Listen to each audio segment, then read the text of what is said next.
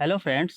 इस वीडियो में मैं आपको वर्चुअल लैब के बारे में बताऊंगा कि वर्चुअल लैब का लिंक आपको कहां से मिलेगा, कैसे इसको परफॉर्म करते हैं। तो सबसे पहले गूगल में जाके आप वर्चुअल लैब टाइप करें। और जैसे मैं आपको यहाँ पे इलेक्ट्रिकल मशीन के बारे में बताने जा रहा हूँ, तो आप गूगल में जाके virtual lab in electrical machine type करेंगे। वहाँ पे आप टाइप करने के बाद आपको सबसे पहले एक लिंक मिलेगा, उस पर आप क्लिक करेंगे। उस पर आप क्लिक करने के बाद आपको ये पेज खुल के आ जाएगा। तो ये पेज मैंने पहले ही से खोल के रखा है। इस पेज में यहाँ पे आप आने पे देखेंगे कि यहाँ पे लिखा है इलेक्ट्रिकल मशीन लैब न्यू। तो अब आपको यहाँ पे आने के बाद इस पे क्लिक करना है।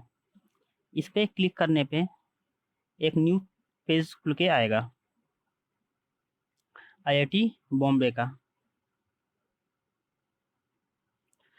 तो इस पेज कोर्स अलाइनमेंट है, तो सबसे पहले हम लिस्ट ऑफ एक्सपेरिमेंट पे क्लिक करते हैं। तो यहाँ पे बहुत सारे एक्सपेरिमेंट्स के नाम दिए हुए हैं। तो मैं कोई भी एक एक्सपेरिमेंट, जैसे मैं सेकंड एक्सपेरिमेंट लेता हूँ, to study the load characteristic of DC shunt generator. इस पे क्लिक कर देता हूँ। इस पे क्लिक करने पे अब आप लैब का प्रोसेस स्टार्ट कर चुके हैं। तो जब भी हम कोई एक्सपेरिमेंट करते हैं तो उसमें हम एम लिखते हैं, थ्योरी लिखते हैं, इक्विपमेंट यूज लिखते हैं, फिर उसमें ग्राफ ड्रॉ करते हैं, सर्किट डायग्राम बनाते हैं। तो इस टाइप से कंक्लूजन लिखते हैं। तो इस टाइप से हम एक एक्सपेरिमेंट को परफॉर्म करते हैं। तो सबसे पहले हमें यहाँ पे एम मिला। तो इस एक्सपेरिमेंट का हमारा एम क्या है? तो एम है to study the load characteristic of DC shunt generator से। डीसी शंट जनरेटर के लोड कैरेक्टरिस्टिक को स्टडी करना। Draw the internal characteristic and external characteristic under different loading condition. तो जब हम ये एक्सपेरिमेंट करेंगे तो इसमें हमें दो कर्व ड्रॉ करने हैं, दो ग्राफ। एक ग्राफ है इंटरनल कैरेक्टरिस्टिक का और दूसरा ग्राफ है एक्सटर्नल कैरेक्टरिस्टिक का। नेक्स्ट अब हम यहाँ पे जाके क्लिक करेंगे। यहाँ पे अब आप देखें कि मिल रहा है आपको aim, theory, pre test, procedure, simulation, post test and references. तो मैं अब एक बार थोड़ा आपको थ्योरी पे भी क्लिक करके दिखा देता हूँ। जब आप थ्योरी पे क्लिक करेंगे तो यहाँ पे आपको इसका थ्योरी मिल जाएगा।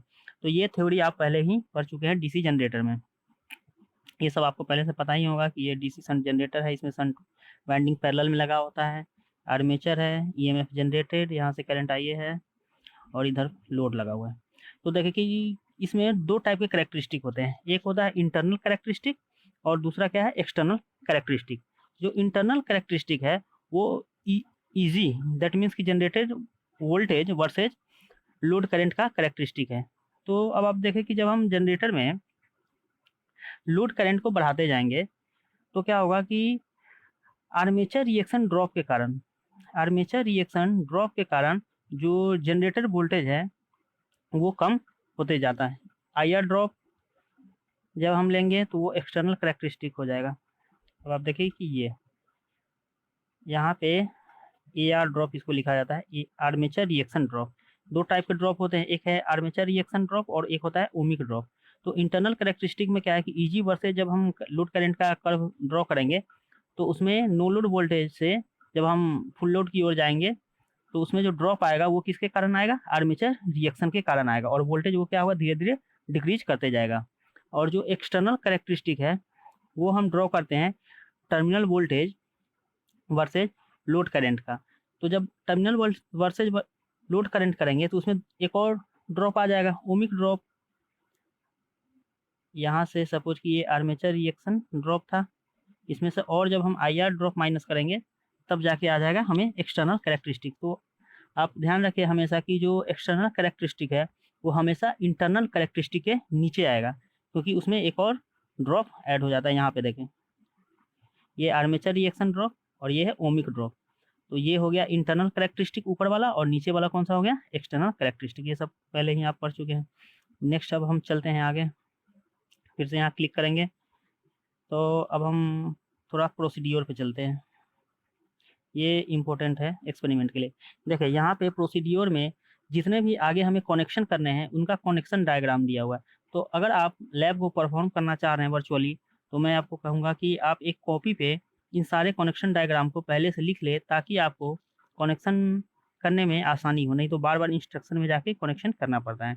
जो भी जितने भी कनेक्शन ये सब दिए हुए हैं आप एक कॉपी में लिख लें। ओके। नेक्स्ट मैं चलता हूँ अब, ये सिमुलेशन पे अब आपको जाना है। यहीं पे हम पूरे एक्सपेरिमेंट को परफॉर्म करेंगे। तो चलते हैं सिमुलेशन पे। जब आप सिमुलेशन पे जाएंगे तो ये एक नया पेज खुल के आएगा। यहाँ पे लिखा हुआ है click here to go to simulation page, इस पे क्लिक कर देंगे।